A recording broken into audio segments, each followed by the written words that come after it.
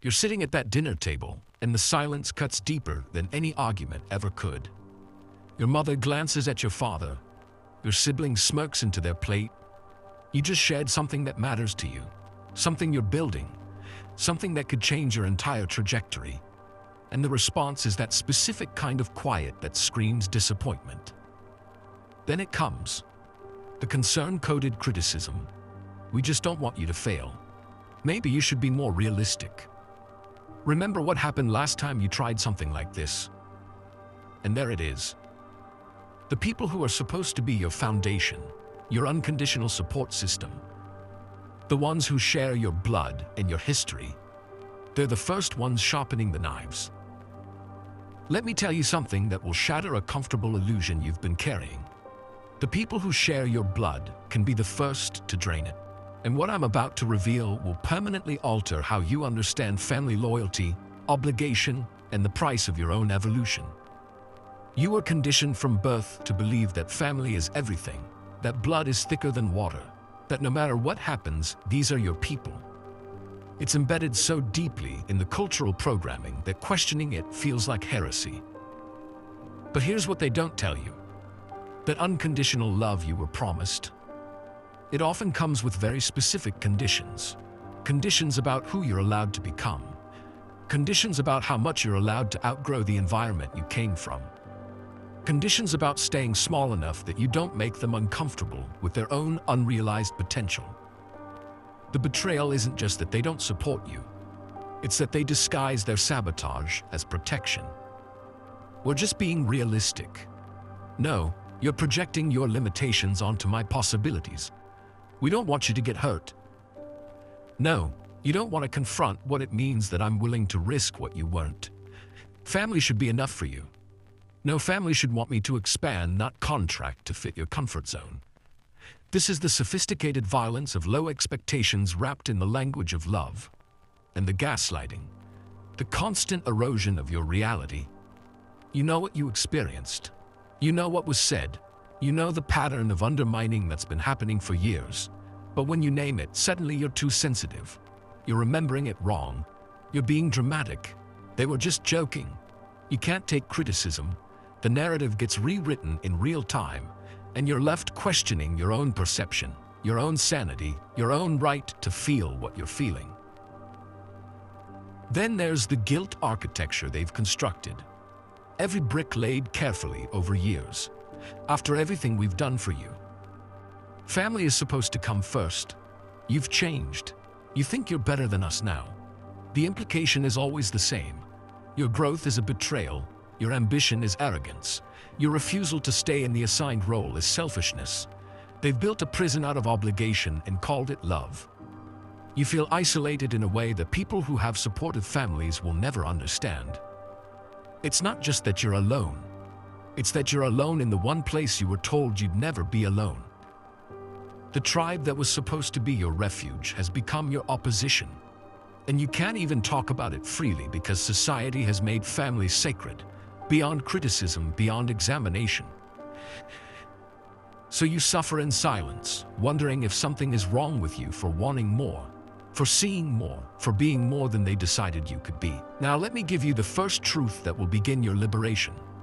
The blood fallacy. You were taught that biological connection equals loyalty, that shared genetics creates automatic allegiance, that family is a permanent bond that transcends all other considerations. This is a beautiful story. It's also often a complete fiction. Biology is nothing more than an accident of circumstance. You didn't choose these people. They didn't choose you. What happened was a genetic lottery, and somehow that random event is supposed to obligate you to a lifetime of loyalty, regardless of how you're treated, regardless of whether these people would be in your life if you met them as strangers, regardless of whether the relationship is nourishing or poisonous. Recognize the difference between toxic conditioning and genuine connection. Genuine connection is chosen continuously. It's earned through consistent behavior. It's demonstrated through support during your evolution, not just comfort during your stagnation. Toxic conditioning is the voice in your head that says you owe them something, simply because they exist in relation to you, that you're bad or wrong for creating boundaries. that you're obligated to maintain relationships that damage you because of an accident of birth. I'm giving you permission right now to acknowledge the truth. Some family members are allies, some are strangers who happen to share your DNA, and some are active opponents to your development. Naming this reality isn't betrayal, it's clarity. Second truth, the projection principle. When your family resists your growth, criticizes your ambitions, or undermines your confidence, they're telling you everything about themselves and nothing about you. Their resistance is a mirror reflecting their own limitations, their own fears, their own unexplored potential. Your growth threatens their comfort zone because it forces them to confront the choices they didn't make, the risks they didn't take, the life they didn't build. Every time they tell you to be realistic, they're really saying they weren't brave enough to be unrealistic. Every time they warn you about failure, they're confessing their own relationship with risk. Every time they suggest you're changing in negative ways, they're revealing their attachment to your old role in their psychological ecosystem.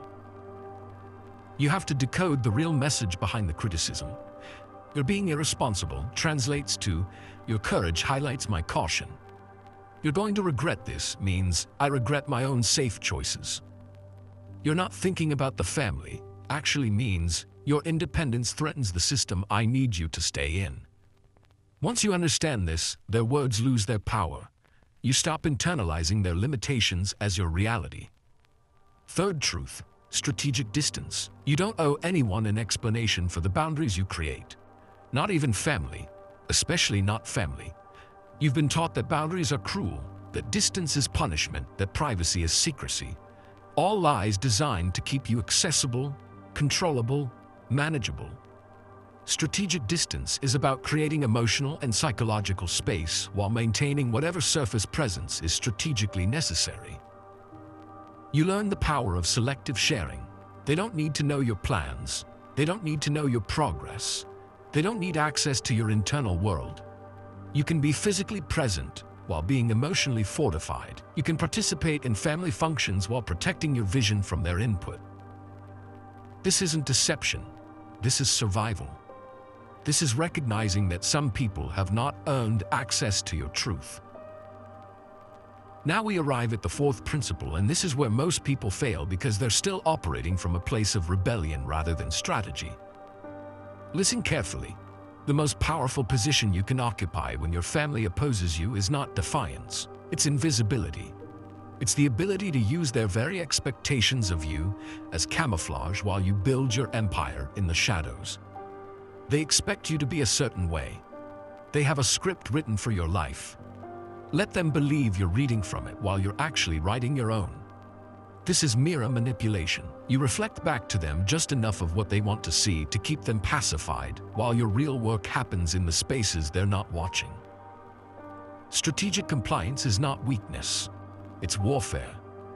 When your mother asks if you're still pursuing that practical career, you smile and give her just enough information to satisfy her need for control without revealing your actual trajectory.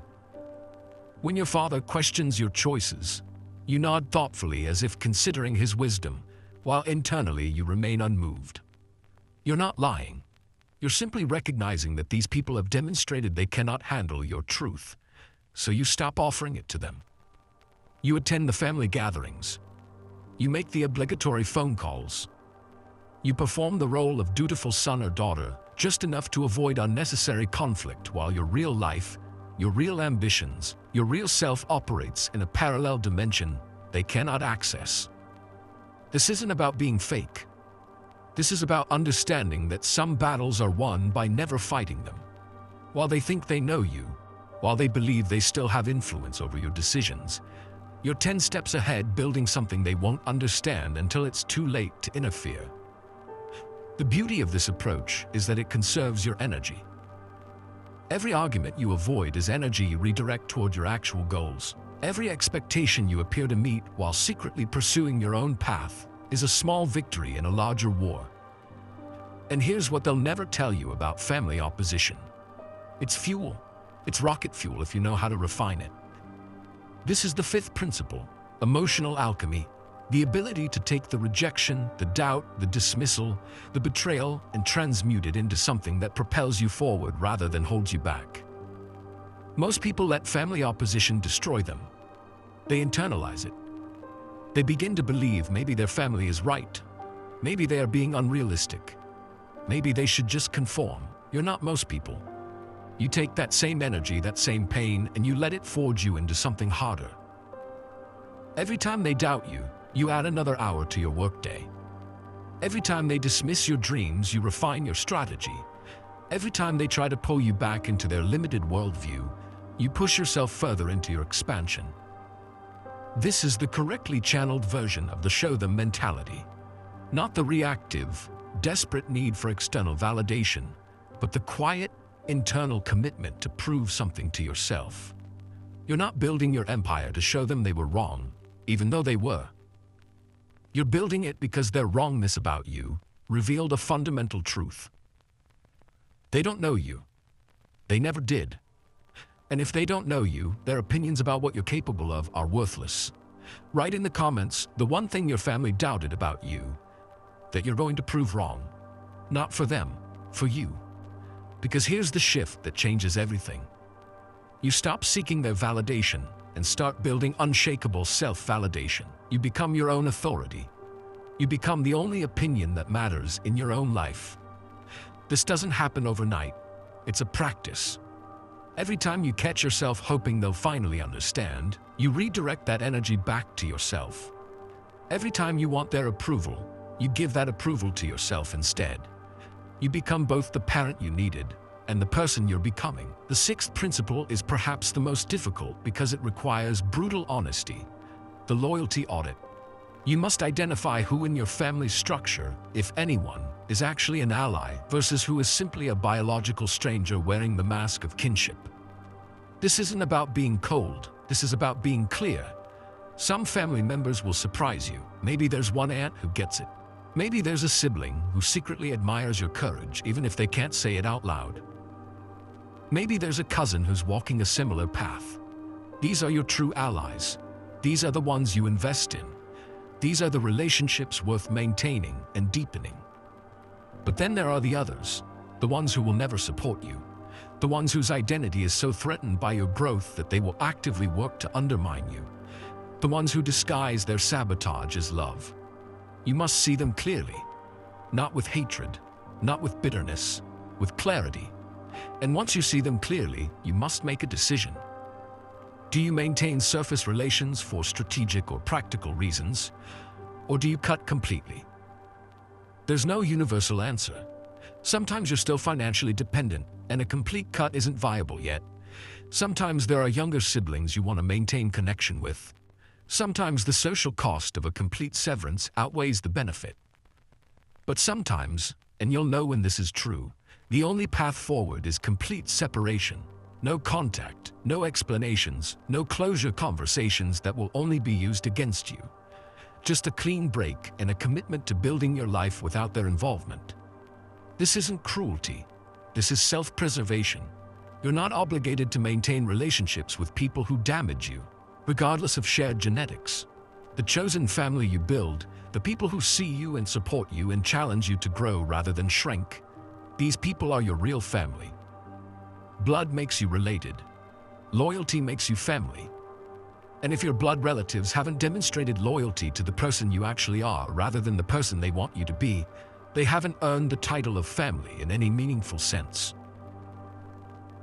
Now we arrive at the seventh principle, the victory protocol. Because here's what happens when you actually do the work. When you maintain your boundaries, when you operate in strategic stealth mode, when you convert their doubt into fuel, when you build unshakable self-validation, when you audit your loyalties and invest accordingly, you win. Not might win, not could win.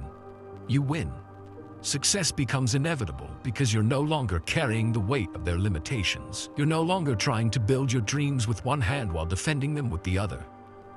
You're fully focused, fully committed, fully aligned with your own vision. And when you start winning, when the results become undeniable, you face a new decision. How do you handle the strategic revelation of your achievements? Some of them will suddenly want back in. Some of them will claim they always believed in you. Some of them will try to take credit for your success. You must be prepared for this. You must decide in advance how you'll handle it.